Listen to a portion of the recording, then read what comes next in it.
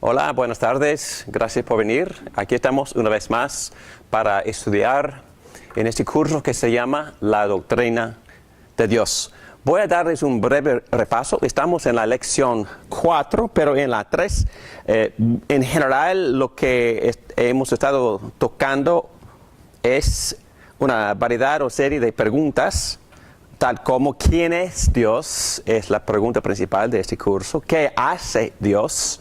¿Cómo podemos conocer a Dios?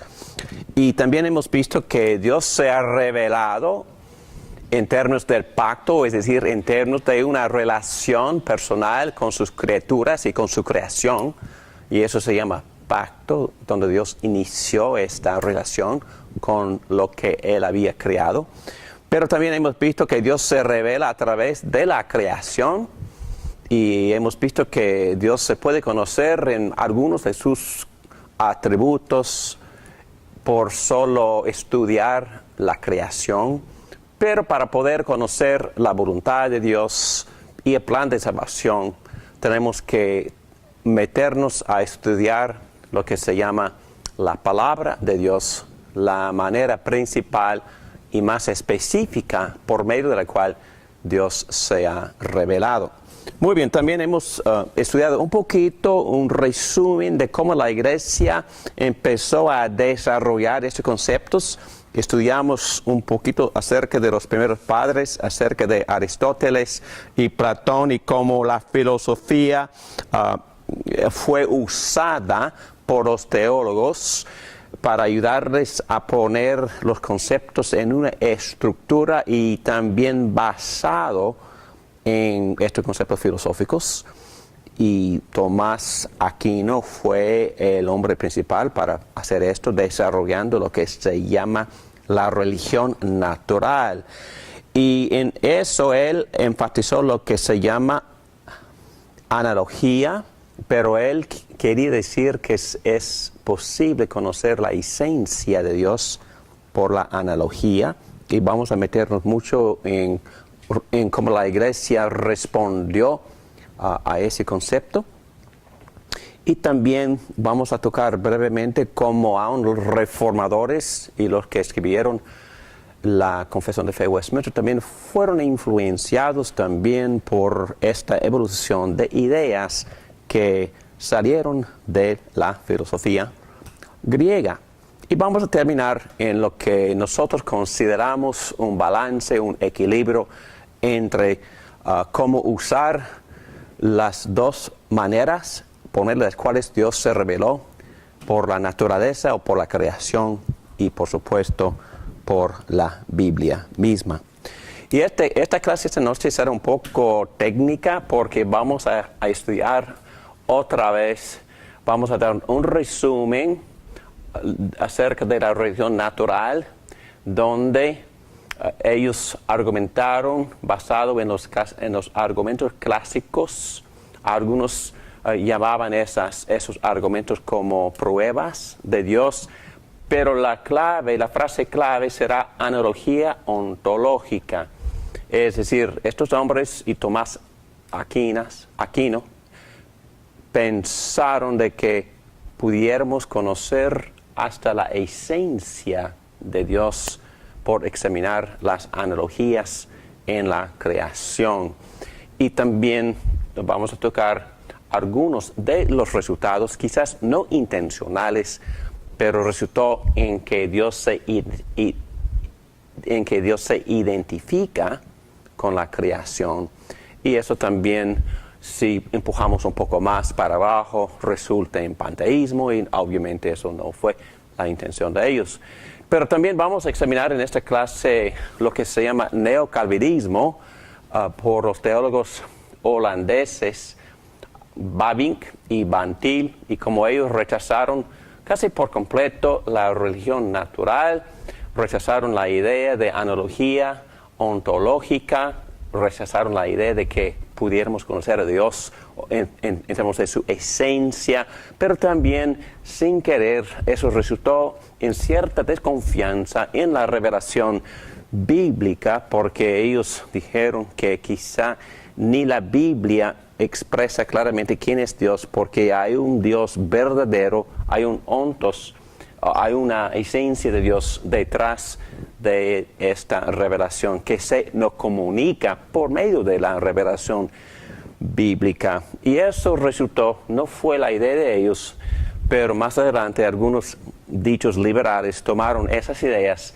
y las convirtieron en lo que se llama nueva ortodoxia, diciendo que usar proposiciones es inútil porque no se puede describir a Dios con palabras. Y eso fue el resultado. Vamos a examinar todo eso y luego tocamos calvinismo, volviendo a una posición más moderada, más bíblica, más correcta, volviendo a una confianza en la revelación bíblica y también en lo que se llama la analogía moral, racional o funcional.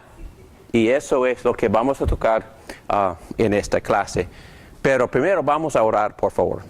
Gracias, Dios, por darnos este privilegio de reunirnos una vez más en estudiar no solo tu palabra, pero tratar de conocerte a ti como tú nos has revelado.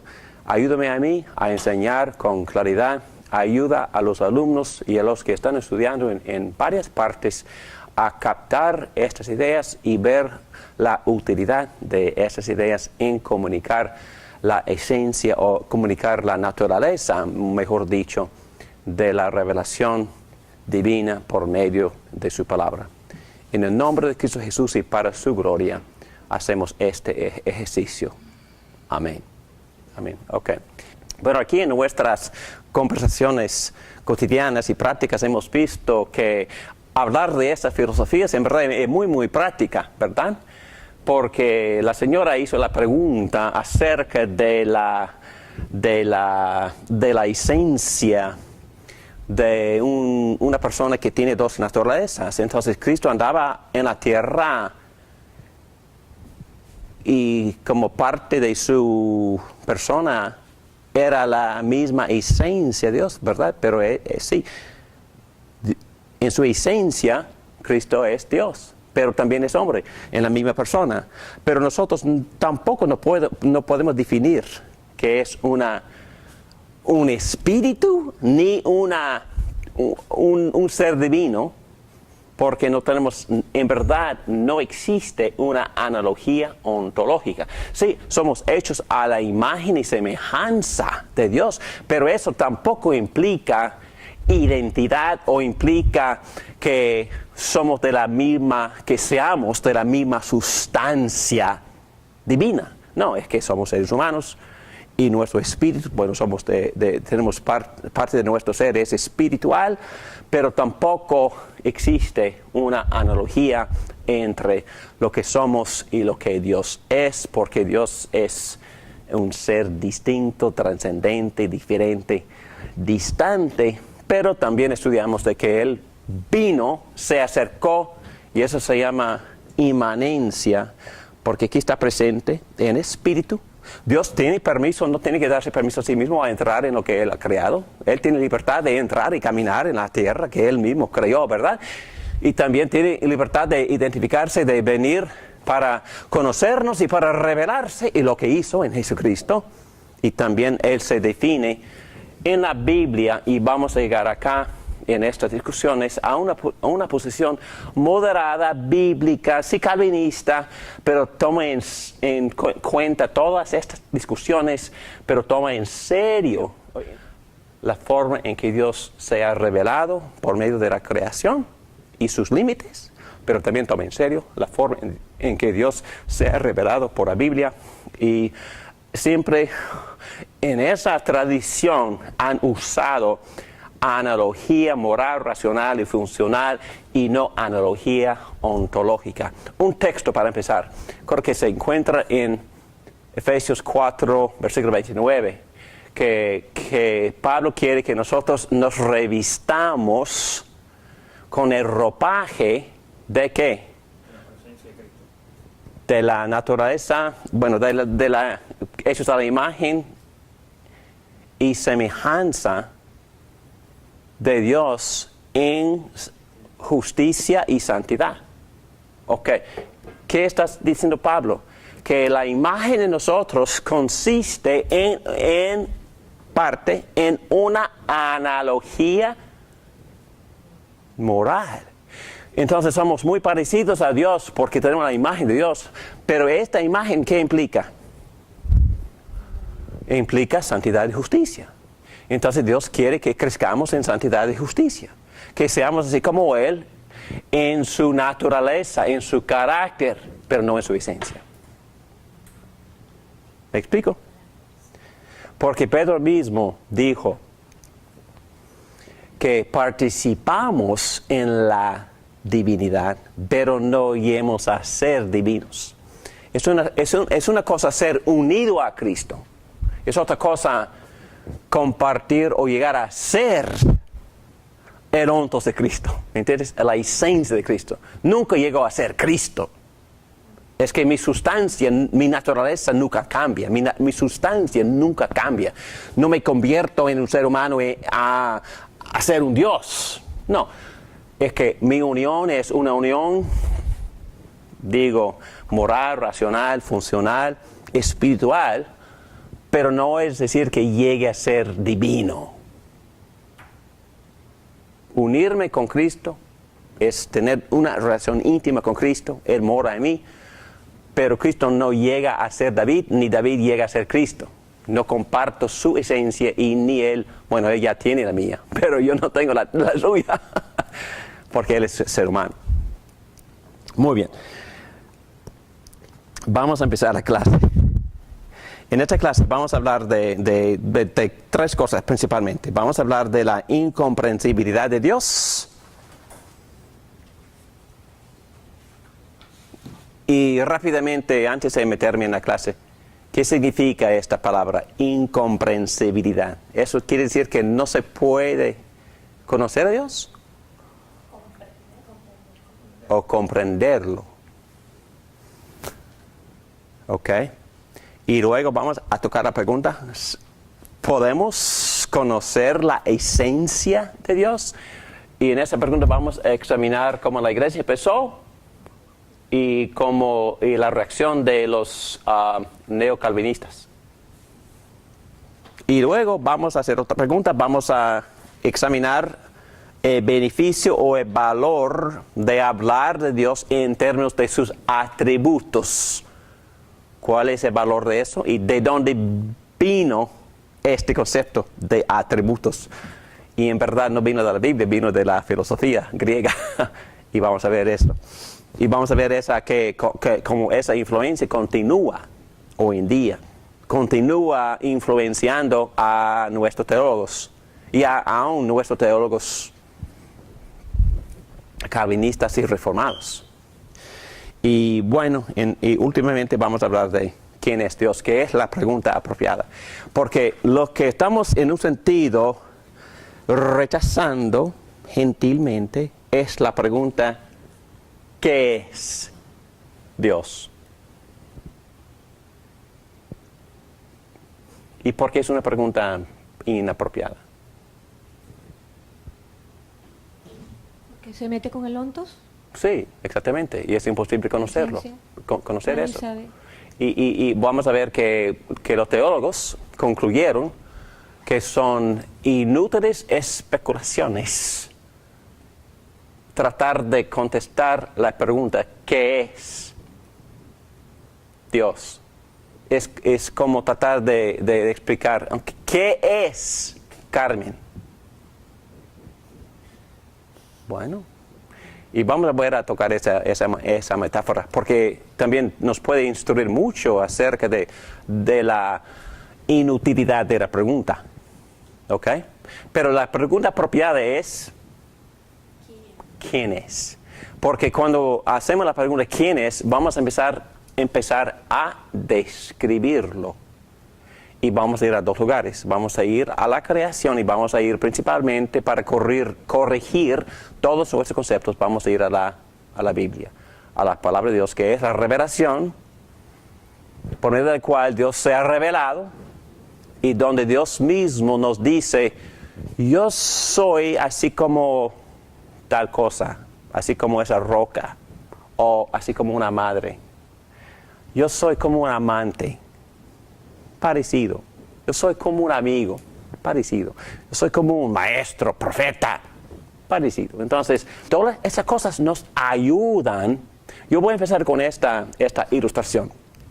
Hace un par de meses, mi esposa y yo estuvimos con una señorita en una situación de atenderle a una anciana que estaba muriendo.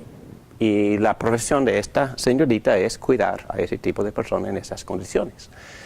Y por supuesto que sí, poco a poco todas las conversaciones obviamente llegan a su autor siempre. Es que es inevitable hablar de Cristo, ¿verdad? Ustedes han visto esto en sus reacciones, ¿verdad? Porque si Cristo es el autor y creador de todo, entonces inevitablemente todo termina hablando de Él. Entonces, hablamos un poquito porque ella nos escuchó orando, cantando himnos, animando a esta creyente que estaba muriendo, y ella prestó atención y de repente me hizo una pregunta.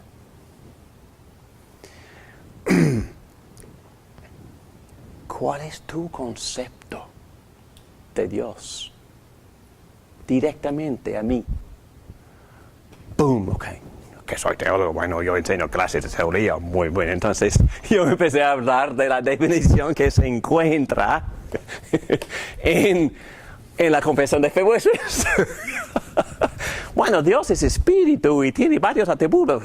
Y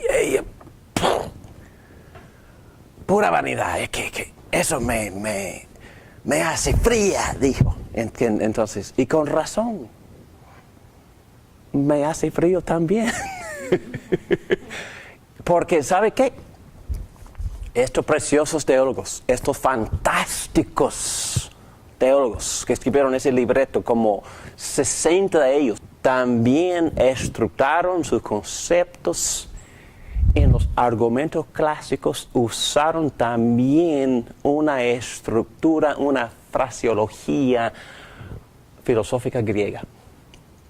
Y hablaron de atributos, que también es una idea de ese teólogo que también usaba argumentos clásicos, Tomás Aquino. Y bueno, regresé a casa pensando, y empezó a pensar, ¿qué debía decirle a esa muchacha? Se me ocurrió que, escuchando su historia, su experiencia, ella se había ofendida y ella había rechazado la fe cristiana por la severidad de su iglesia, de su abuela, y de la forma en que todos los cristianos que ella sabía la condenaban a ella. Entonces, lo único que ella sabía de Dios fue severo, fue juez, fue estricto, estaba enojado siempre. Ese fue su concepto. Entonces, esa muchacha, ¿qué necesitaba? Algo de su amor. Y me puse a pensar en todas las metáforas que la Biblia usa en forma de analogía moral, racional y funcional. Bíblicamente Dios es como, ayúdenme, Dios es como una...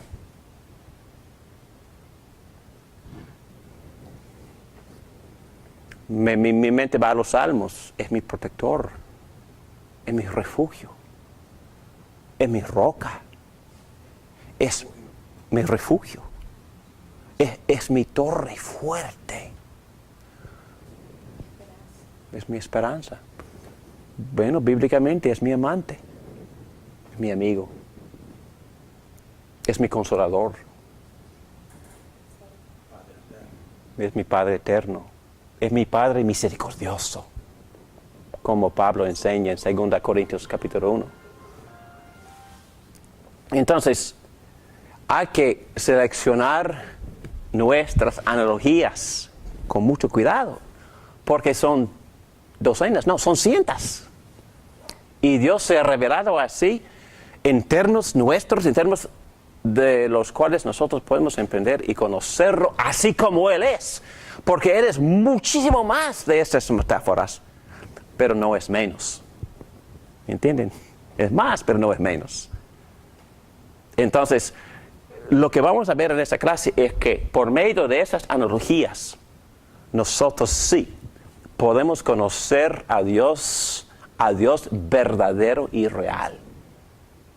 Porque Él se nos ha revelado usando estas metáforas que existen, estas analogías que existen en su creación. Muy bien. En la incomprensibilidad de Dios estamos en página 25 en las guías. Dice así: la trascendencia requiere revelación. Bueno, otra vez. La palabra trascendente, ¿qué quiere decir? Que Dios es separado, es otro, es distinto y también en un sentido es distante. Y por ser un ontos distinto, es imposible conocerlo sin que Él se nos revele, sin que Él venga y se meta y entre y inicie una relación conmigo o con su creación en general. Y eso se llama pacto. Y no voy a volver a definir esa palabra, pero Dios viene en su pacto. Bueno, la revelación cierra la distancia. Bueno, sí, es distante, pero gracias a Dios la revelación cierra la distancia. Y cuando usamos la Biblia, la distancia se cierra. Y si vemos al Cristo revelado en estas páginas, la distancia se cierra por completo. Porque lo que profesa el cristianismo es que Dios ha creado, Dios ha venido y Dios se ha relacionado con nosotros. Él ha iniciado la relación personal con nosotros. Dios entra al mundo, Dios se relaciona con otras personas y revela su palabra sin perder su identidad. Ya me entienden por qué usa esa frase, ¿verdad? Uso esa frase. Porque dije, sin perder su identidad. ¿Cómo es que Dios puede meterse en su creación sin perder su identidad? Porque muchos dicen que son de la misma sustancia. Pero el cristianismo dice que no. Dios, quien es trascendente, puede venir sin perder su identidad. Y ha venido y no ha perdido su identidad. No ha llegado a ser creación. No ha dejado de ser Dios por el hecho de que ha venido. Y no pecó, pero ha venido y no ha perdido su esencia, no ha perdido su ontos, su ser. Todavía es Dios. Es milagrosamente, Dios ha venido y Dios habló. Antes de llegar a ser carne o llegar a ser humano, hablaba. ¿Con quién hablaba? Moisés. Con Moisés, Abraham. Y hablaba en voz alta. Noé, sí. Conversaba con Adán y Eva, con Sarai. Y entonces él vino y hablaba y no perdió su identidad. Siguió siendo Dios. Y yo sigo siendo ser humano. Tampoco pierdo mi identidad por conocerlo. Muy bien. B. Limitaciones humanas en relación a la revelación. Ya tocamos este punto en otra clase, pero ¿en qué sentido es el pecado una limitación en mi habilidad de relacionarme con la revelación o con el Dios revelado? ¿Cómo es un obstáculo mi pecado? ¿En qué sentido? Recuerda que tocamos los versículos en Romanos capítulo 1, versículo 18. Reprimen.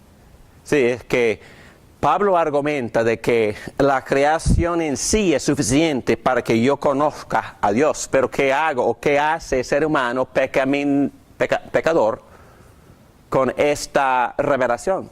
La reprimen. La reprime. es que no quiere tener que ver, no quiere liderar. Entonces su pecado, si está, y recuerden que lo que hicieron Adán y Eva cuando Dios llegó después de su pecado. Se escondieron. Es que yo lo hago, yo cuando peco también me escondo. No, es que cuando Dios dice, no quiero hablar con Dios, por vergüenza. Entonces hacemos lo mismo. Y había un evangelista muy, muy astuto y muy teólogo y usaba mucho la apologética, pero en ocasiones dejó de usar la apologética porque sabía que la persona estaba resistiendo no por cuestiones intelectuales, sino por vivir en inmoralidad. Una persona viviendo en inmoralidad no quiere lidiar con un Dios juez, no quiere lidiar con un Dios santo, no quiere lidiar con Dios que en verdad aborrece lo que está haciendo. Entonces mejor redefinir, mejor concluir, bueno, Dios es una energía, o mejor Dios también es quizás una presencia, quizás como una nube, o quizás es parte de la creación y quizás entonces no tengo que preocuparme de un Dios que es una persona y juez. Entonces ponen nuevas definiciones. Muy bien, entonces, pero no solo el pecado, pero la inmadurez.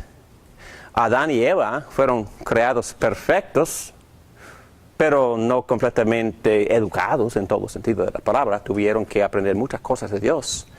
En algunas ocasiones Jesucristo diría a sus discípulos, yo tengo mucho para compartir con ustedes, pero no están dispuestos todavía para recibir lo que tengo que enseñarles. Entonces, por ignorancia o por inmadurez, es imposible a veces avanzarnos o entender la revelación de Dios y por supuesto finitud de criatura. Y tenemos, Dios es, bueno, usando palabras clásicas, Dios es infinito. Y también usando palabras clásicas, Dios es omnisciente. ¿Qué significa esa palabra? Omnisciente. ¿Lo sabe todo? Lo sabe todo, entonces no hay nada que él no sepa. y lo sabe todo en un instante, no tiene que, déjeme pensar. Es que no piensa secuentemente o seguidamente, es la palabra. No, lo sabe todo. Y en ese sentido, nosotros así no somos.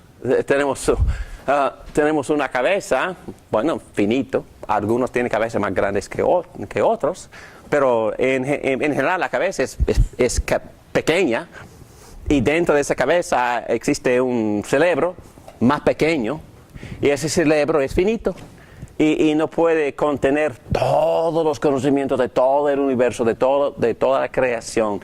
Entonces somos finitos. Entonces la finitud también es una limitación en nuestra habilidad de entender, de comprender la revelación de Dios. Entonces Dios tiene que hacer algo. ¿Qué es lo que Dios tiene que hacer? Bueno, mi pecado me obstruye, me impide, mi dureza de corazón, mi orgullo. Pero Dios tiene que revelarse, abrirme el corazón, la mente, para que yo pueda entender, porque Él es tan grande, tan maravilloso, tan sublime. La única esperanza que tenemos es que Dios venga. Tiene que venir y tiene que revelarse. Tiene que decirnos, así soy yo. Y tiene que también entrar en una relación íntima y personal con nosotros para que lo podamos conocer. Él mismo lo hace. Él mismo lo inicia, lo hace, definitivamente, como lo hizo con Abraham. Abraham estaba muy contento adorando la luna, literalmente hablando, con un pueblo muy aislado de Dios, se llama Ur, de Caldeos. Y no sé por qué decidió Dios ir allá, pero fue allá. Y habló directamente con Abraham y le prometió un montón de cosas. Entre varias, en Génesis capítulo 12, versículo 7, le prometió una simiente, semilla, descendencia, por medio de la cual Él, Dios, iba a bendecir a todas las naciones del mundo. Y Pablo dijo, después de meditar en todo esto, dijo, ¿ustedes recuerdan esa simiente que fue prometida a Abraham? No dijo descendientes o descendencias en forma plural, sino dijo descendencia singular en Gálatas 3:16, que es Cristo. Entonces, y en otro evangelio de Juan, dice que Abraham vio mi día y se regocijó. Y en otro texto dice que el evangelio fue predicado a Abraham. Entonces, ¿qué? Pablo está diciendo que en un sentido Abraham entendió que Dios le estaba prometiendo algo mucho más grande y significativo que un hijo ser humano que se llama Isaac. Pablo dijo que no, lo que Dios le había prometido 2000 años antes de la llegada de Cristo aquí en el mundo, Dios le estaba prometiendo al mundo por medio de Abraham enviarle a Cristo. Le prometió a Cristo. Y Cristo vino. Y Cristo cumplió todo lo que Dios le había prometido a Abraham. Y todavía está en ese proceso de cumplir todo lo que Dios le había prometido a Abraham. ¿Qué es mi punto? Mi punto es que Dios tuvo que revelarse. Dios tuvo que iniciar la revelación. Y Dios tuvo que tocar a Abraham, hablar con Abraham, mandarle, decirle qué hacer. Y Abraham solo tuvo que ¿qué? Creer a Dios, creer lo que Dios había dicho y creer la promesa. Y por su fe, Abraham fue considerada justo. Entonces, salvo. Entonces, solo por creer que Dios iba a enviar a Cristo para bendecir a todo el mundo, quedó salvo, justificado. Interesante, ¿no? Mi punto principal en compartir todo esto es que Dios tiene que revelarse.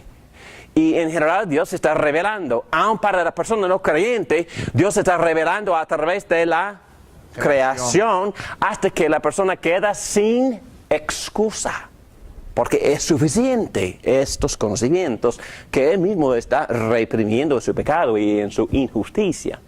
Pero mi punto es que Dios, por amor, por pura gracia, por amarnos tanto y por tener tanta misericordia en nosotros, aun sabiendo que somos pecadores y rebeldes, que en verdad no queremos nada de Él, viene y ama y toca y se revela y se sacrifica y también nos atrae por su amor y por su espíritu a creer en su Hijo Jesucristo para poder recibir justificación, salvación, perdón, al Espíritu Santo, vida eterna y todos los beneficios y bendiciones que recibimos viviendo para Él aquí en la tierra.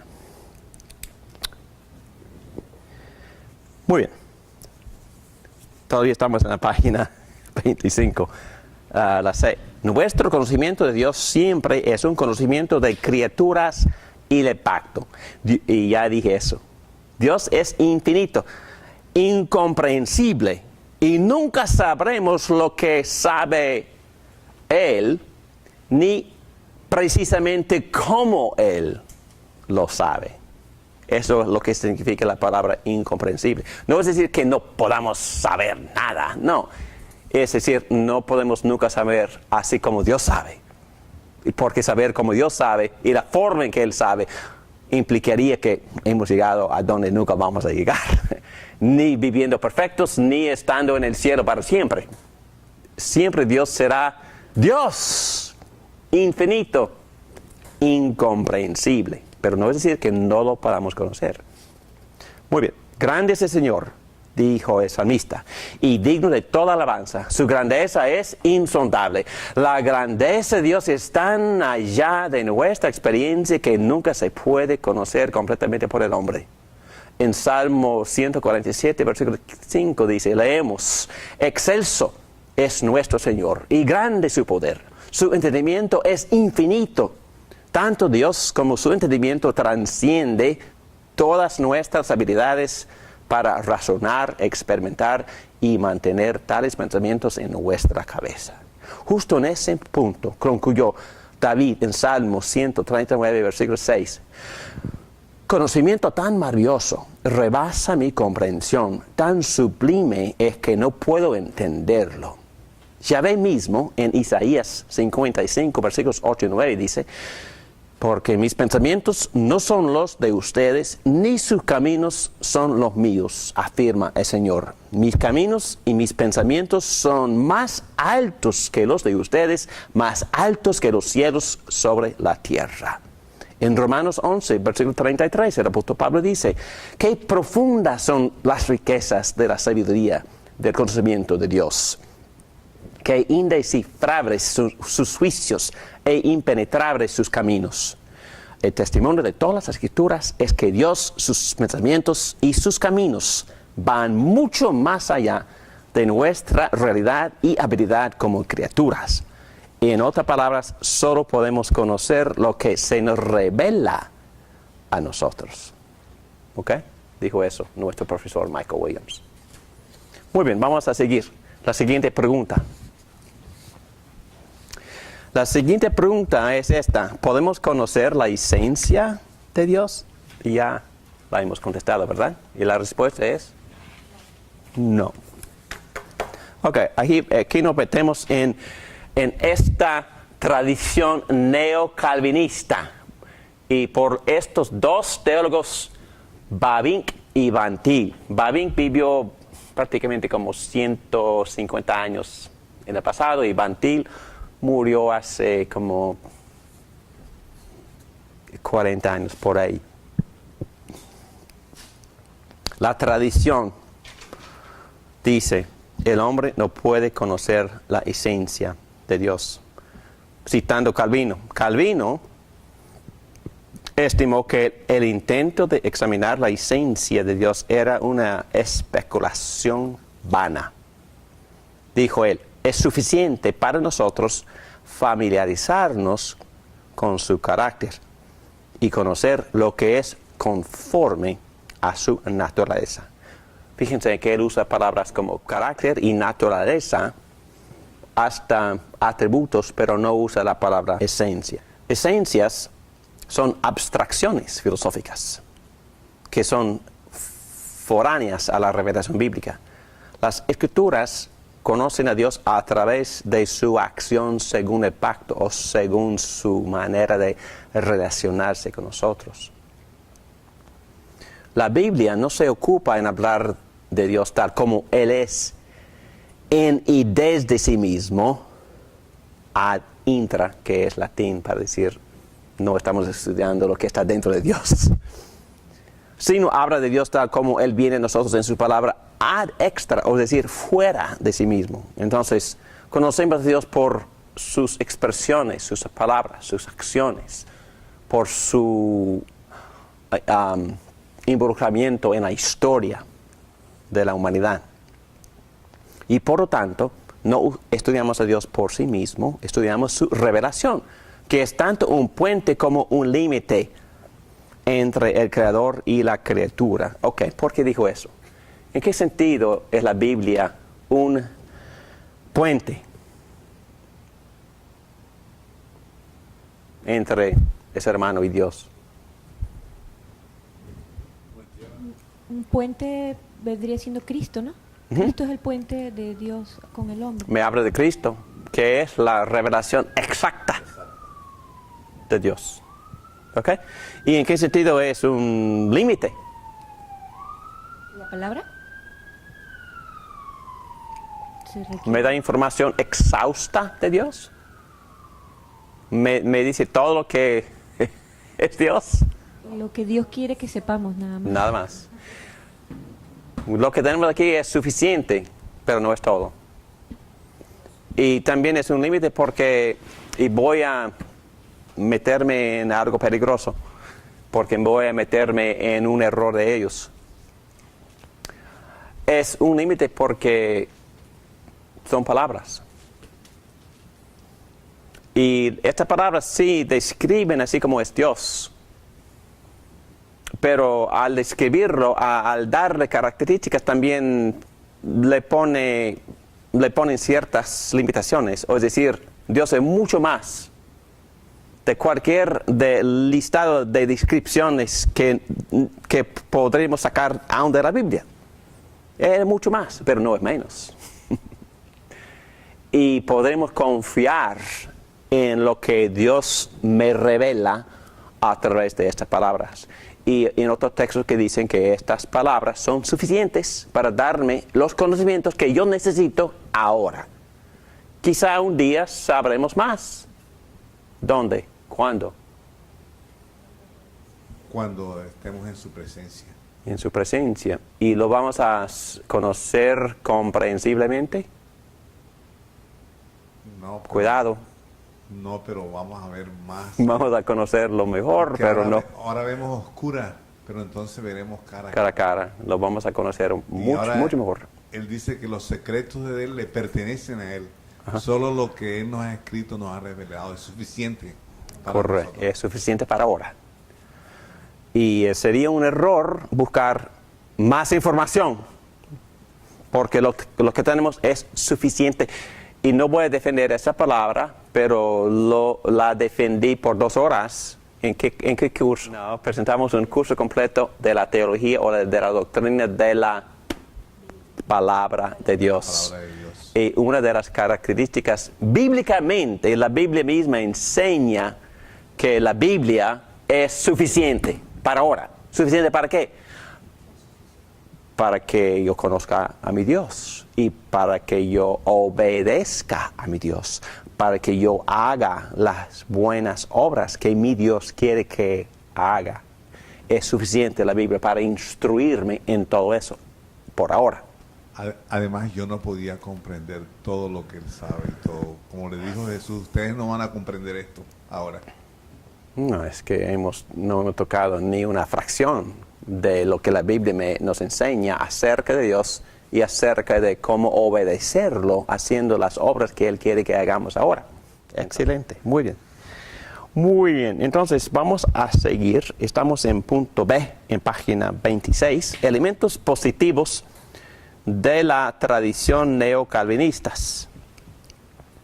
1. Es apropiado contrario a la especulación. Estaban resistiendo la noción de los teólogos que usaron argumentos clásicos, pero que estaban haciendo especulaciones acerca del ontos. Y dice Michael Williams que esta tradición neocalvinista es positiva en el sentido de que va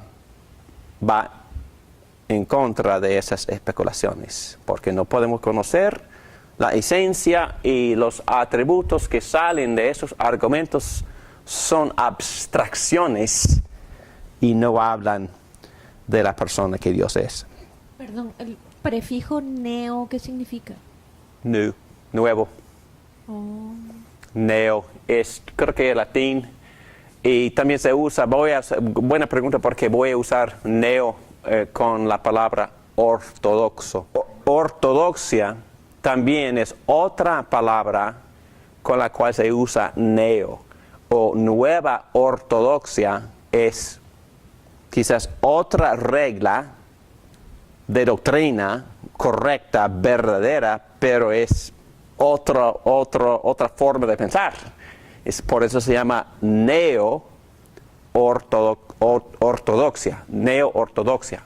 Entonces, en este caso, calvinismo y neocalvinismo, ¿quién fue primero? ¿El calvinismo? Calvino, Y después Calvino vino el vino neo. primero. Eso no es cronológico. Esto es, estos teólogos, empezando hace como 150 años, y protestaron el uso de tanta filosofía, de tanta abstracción, rehusó especulaciones acerca de el ontos o la esencia de Dios. Y correctamente hablando, y ahora académicamente hablando, estamos examinando su posición, empezando con lo positivo, y voy a seguir con lo negativo. porque no dijeron todo bien correcto. ¿Ok? Pero el neocalvinismo y calvinismo, ¿cuál es la diferencia? Ok, el calvinismo en general es una forma de pensar teológicamente basada en la Biblia, que fue una madurez del pensar de los reformadores. Reformadores, un hombre que protestaba históricamente los abusos y las herejías de la Iglesia Católica Romana.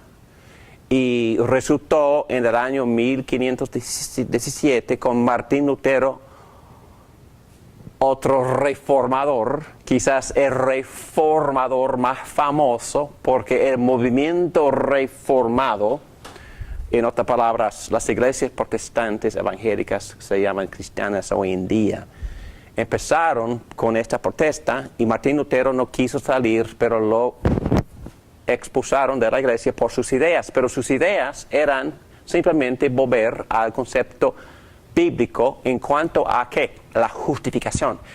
¿Cómo me justifico ante Dios? Y él contestó bíblicamente por estudiar Romanos y Gálatas que nosotros somos justificados ante Dios por La fe en Fe, Cristo. creer punto, en Cristo. más nada. Por fe en Cristo, por Cristo más nada. Cristo es mi Salvador, más nadie o más nada. Porque la salvación consiste en recibir la salvación que Cristo ganó. ¿Cómo ganó mi salvación Cristo? Por vivir perfecto. Por sacrificarse por mis pecados en la cruz, recibiendo la pena de muerte que yo merezco por mis pecados. Y eso satisfizo a la justicia del Padre que requiere que el pecado sea castigado. Cristo hizo todo eso. Cumplió la ley perfecta. Cumplió la ley perfecta, obedeció perfectamente lo que yo debo hacer y nunca lo voy a hacer. Cristo lo hizo por mí. Cristo resucitó para darme victoria sobre la muerte y para darme vida eterna. Entró a la diestra del Padre para llevarme allá y para representarme eternamente, y por eso no tengo preocupaciones ningunas. En otras palabras, históricamente, bíblicamente, reformadamente, la salvación es por gracia y ganado por Cristo, más nadie, más nada. Y por aceptarlo por fe, más nada. Entonces, Calvino, después de como 150 años, tomó las enseñanzas bíblicas iniciadas por Martín Lutero y las refinó. Y escribió 2 libros que se llaman los Institutos de la Religión Cristiana, tomo 1, tomo 2, donde él da resumen, y fue prácticamente un libro de teología sistemática, un resumen de las enseñanzas bíblicas. Y cuando digo calvinismo, estoy hablando de la expresión prácticamente más madura de los reformadores. ¿Okay? Cuando digo eso, estoy diciendo que calvinismo fue la expresión más madura, más completa, más bíblica de las enseñanzas bíblicas. Okay, y luego, como estoy dando de promedios de fechas, pero como 150 años más tarde, 50 teólogos se reunieron por 10 años para escribir este libreto, para dar un resumen de las enseñanzas bíblicas, y normalmente llamamos esas enseñanzas reformadas. A veces las llamamos calvinistas. ¿Ya entienden? Ok. Calvinista, bueno, para mí, porque tengo algunos prejuicios, obviamente. Para mí calvinismo es decir bíblico. Y no adoramos ni elevamos a Calvino más alto que los apóstoles. Pero lo que estamos diciendo es que Dios ha tocado y ha dotado a ciertos hombres con los dones de dar resúmenes muy, muy claras y bíblicas de las enseñanzas que se encuentran aquí en este libro. Y entonces, neocalvinismo toma los puntos de vista de Calvino en cuanto a estas preguntas de revelación, de cómo Dios se revela, de si es posible conocer la erontos de Dios o no. Entonces están tratando de corregir quizás los extremos o los abusos de los muy buenos teólogos que usaron la filosofía griega para estructurar su teología y usaron muchos conceptos filosóficos en sus expresiones de teología. Y Calvino, vamos a ver, corrigió eso. Pero los neocalvinistas holandeses fueron más allá. ¿Ok? Y ahora vamos a ver lo que ellos resistieron y refutaron. Número 2. Trata de enfatizar la realidad del pacto en todo conocimiento. Entonces, en vez de depender tanto en los argumentos filosóficos o depender tanto en la teología natural, ellos dijeron que no, es que conocemos a Dios a través del pacto y conocemos el pacto o la forma en que Dios se relaciona con nosotros.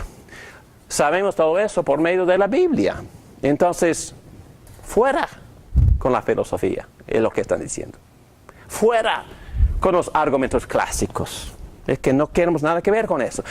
Fuera de analogía ontológica, porque no se puede conocer el ontos de Dios o la esencia de Dios. ¿Ya me explico? Ok, muy bien. Neocalvinismo está rechazando. Su reacción es justificada, pero quizás al extremo. Están rechazando demasiado. Están también echando a la basura cosas que deben de conservar. Pero vamos a ver, voy para allá, ¿ok? Pero vamos a hablar de lo positivo. Ellos rechazaron la noción medieval de una analogía entis o de ontos, que se puede conocer a Dios ontológicamente. Número 4, trata de respetar el carácter mediado del conocimiento humano. ¿Qué es eso? Carácter mediado. ¿En qué sentido es el conocimiento de Dios un conocimiento mediado? ¿Cuál es el medio? Por el medio del cual conocemos a Dios. Jesucristo y la Biblia. Entonces estamos poniendo puntos positivos. Positivamente ellos enfatizaron la Biblia como medio. La revelación es mediada, bíblicamente mediada. Muy bien. 5. Niega inherentemente la integridad de teología natural mientras afirma la revelación de la creación. En otras palabras, recuerdan todos estos argumentos clásicos que Tomás Aquino usó de Aristóteles para probar la existencia de Dios. ¿Recuerdan la clase anterior? ¿Sí? Que Dios es la causa no causada. Dios es el movedor no movido. Dios es en su inteligencia, en su telios, es el diseñador. ¿Recuerdan esos argumentos? Ok, al basurero.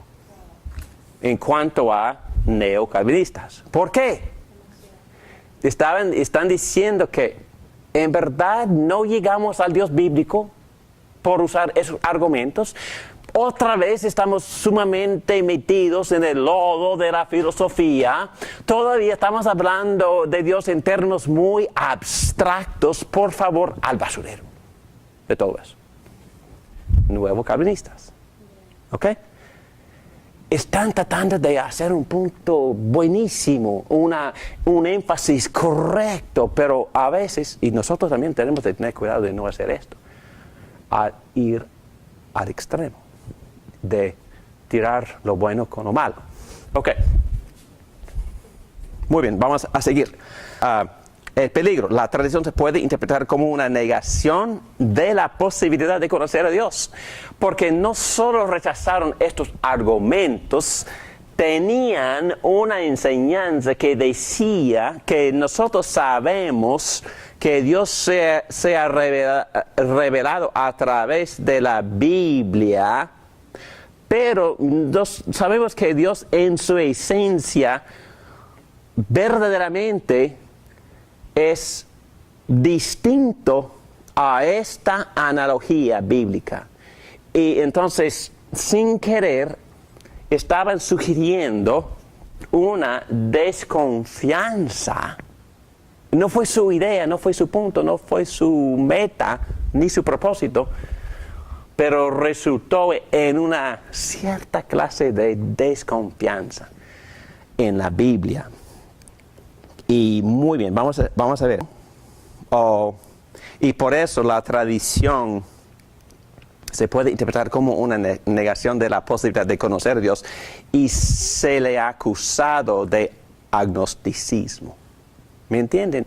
Entonces, si estamos rechazando todo esto, también estamos diciendo que quizá no se puede conocer a Dios. Entonces, no por completo, pero se puede resultar en cierto agnosticismo. Y saben lo que es agnosticismo, ¿verdad? Sí, quizás no.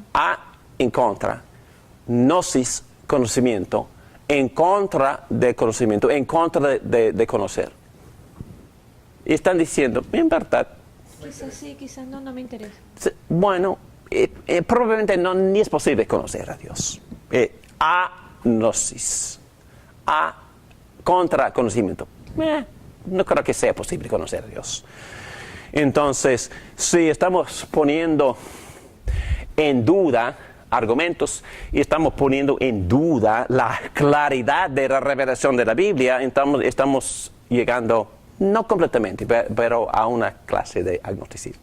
El agnóstico se hace la pregunta de conocimiento de Dios o de la existencia de Dios. Dices que no se sabe. De la existencia, o sea, ellos quizás sí exista o quizás no exista. No se sabe. Exacto, eso es lo que ellos dicen. Sí. O sea, Pero pone en duda la posibilidad de saber o conocer a Dios. Pone en duda a conocimiento o contra conocimiento. contra el conocimiento. ¿Ok? Entonces, no es ateo, dice que, ¿quién sabe? Quizás no se sabe, quizás no es posible saber. Agnosticismo. Ok, Calvino mismo, mientras respondía a los peligros del racionalismo, que elevó la razón sobre las escrituras, entonces fue un énfasis positivo. Estaban protestando la tendencia de elevar el racionalismo encima de las escrituras. Ok, está bien. Que no negó la posibilidad de conocer algo de la naturaleza de Dios. Calvino, en otras palabras, están diciendo, no, es que se puede conocer la naturaleza y el carácter y los actos y la persona de Dios, pero no su esencia. Aquí dice, aunque, y estoy citando también en este caso otro teólogo, Luis Berkhoff. Calvino mismo, mientras, y es un teólogo famoso para muchos de nuestros alumnos en otras partes. Y nos están pidiendo que Pedro les lleve libros de Berkhoff, ¿verdad? Muy bien, que lo hagas. Aunque Calvino siente que Dios no puede ser conocido a la perfección, ¿okay? No niega que podemos conocer algo de su ser o naturaleza. Pero este conocimiento no puede obtenerse por método a priori. Esa palabra en latín quiere decir teoría basada bueno, es conocimiento basado en teoría deductiva. Entonces, información a priori o antes de estudiar el asunto, sino solamente por el modo a posteriori, es decir, hechos después de estudiar, mediante los atributos a los cuales Calvino reconoce como positivas confirmaciones de la naturaleza de Dios.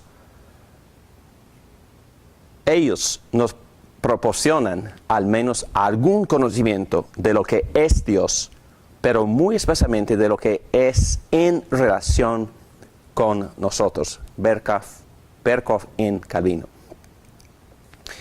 Y 3, no podemos comprender a Dios, no podemos conocerlo en forma absoluta y exhaustiva, pero indudablemente podemos tener un conocimiento relativo o parcial de ser divino. Es perfectamente cierto que este conocimiento de Dios es posible solamente porque Él se ha colocado en ciertas relaciones con sus criaturas morales. se ha revelado a ellos, y aunque este conocimiento está humanamente condicionado, es no obstante conocimiento real y verdadero. Punto muy importante. Y cuando menos es un conocimiento parcial de la naturaleza absoluta de Dios. En otras palabras, Calvino está diciendo es que obviamente no se puede conocer todo, pero podemos conocer algo, y lo que conocemos es verdadero y real. Por medio de la creación y también por medio de la Biblia. Muy bien. Número 4. Y número 4 más que nada es un punto davídico, es de David Morán. Es decir, además esta posición de neocalvinismo de los holandeses, aquí, pone en peligro el uso legítimo, bíblico, de la revelación natural. Entonces, ¿qué quiere decir? Salmo 19. ¿Qué dice? Que la naturaleza o los cielos cuentan quién es Dios. La gloria. La gloria de Dios. Y gritan. Grita, exactamente, quién es Dios. Y constantemente no dejan de hablar. Ok, entonces es verídico usar ese tipo de revelación cuando estamos hablando con la gente que no tiene ningún concepto de nuestro cristianismo. ¿Es legítimo? Claro que sí. Bueno, Pablo lo hizo, el salmista lo hizo, y yo trato de hacerlo. No tenemos que ser filósofos para mirar la creación y llegar a ciertas conclusiones y animarles a nuestros amigos no creyentes a considerar la creación como evidencia de que Dios es todopoderoso, quizás es inteligente y bondadoso. No es no es antibíblico usar tampoco el argumento moral que dice que si yo tengo concepto del mal, obviamente tengo un concepto del bien, y de dónde vienen estos conceptos. Entonces, lógicamente, existe un dador de ley moral al cual los dos apelamos cuando existen injusticias. Es que estos argumentos no son infalibles, es que no son pruebas, pero son muy útiles y lógicas, y son muy buenos apoyos de nuestra cosmovisión. Mi cosmovisión dice que Dios existe, ha existido eternamente, ha creado y ha entrado en su creación y habla constantemente.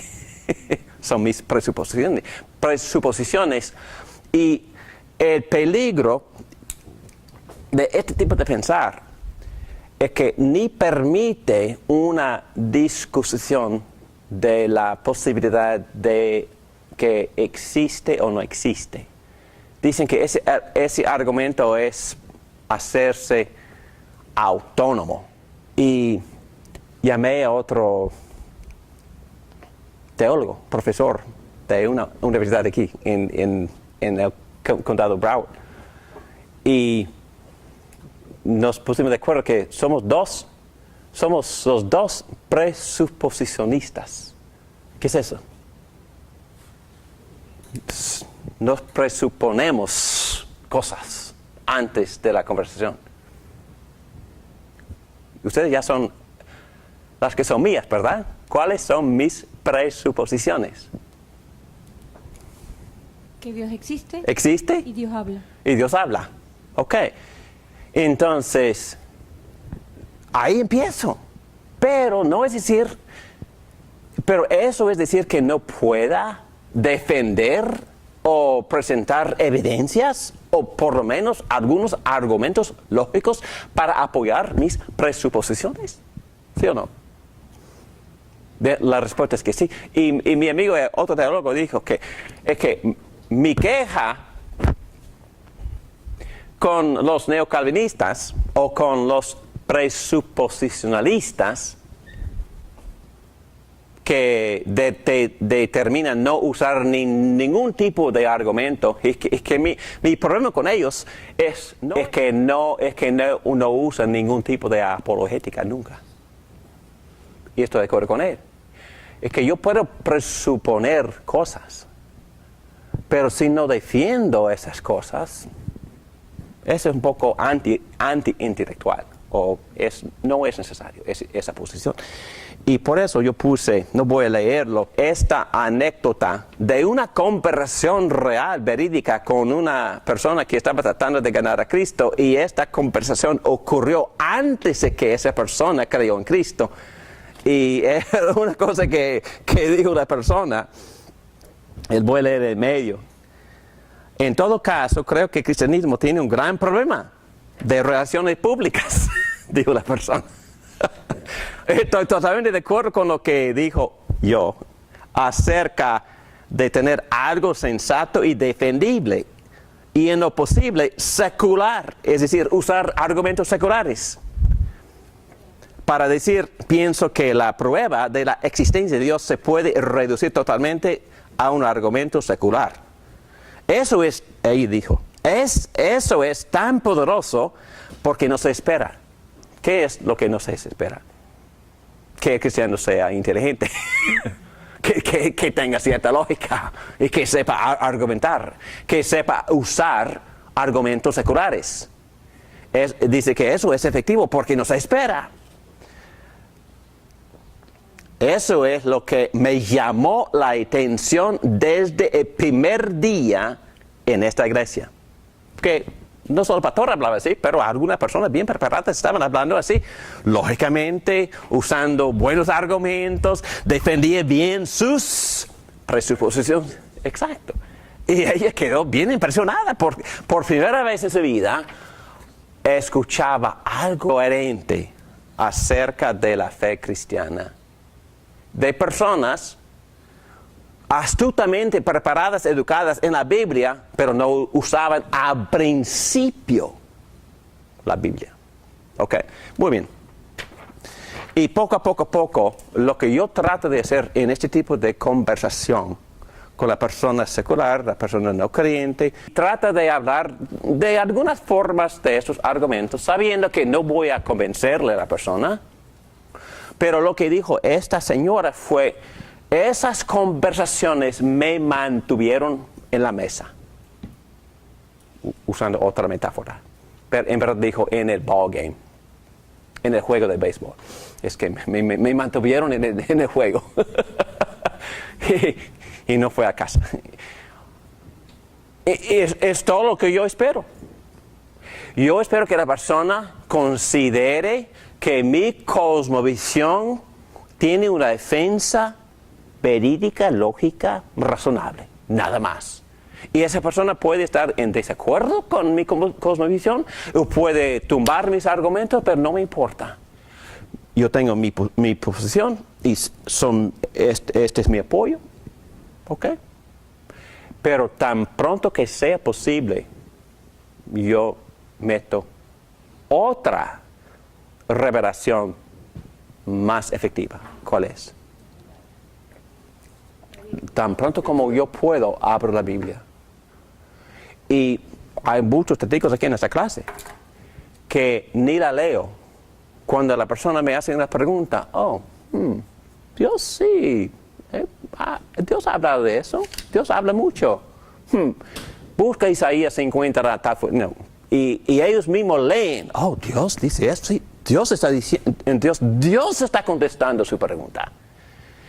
Y Dios es sumamente más inteligente, sabe más. Y también tiene la ventaja de convencerle por la persuasión de su espíritu a la persona. Mientras que la persona tiene que lidiar con la Biblia.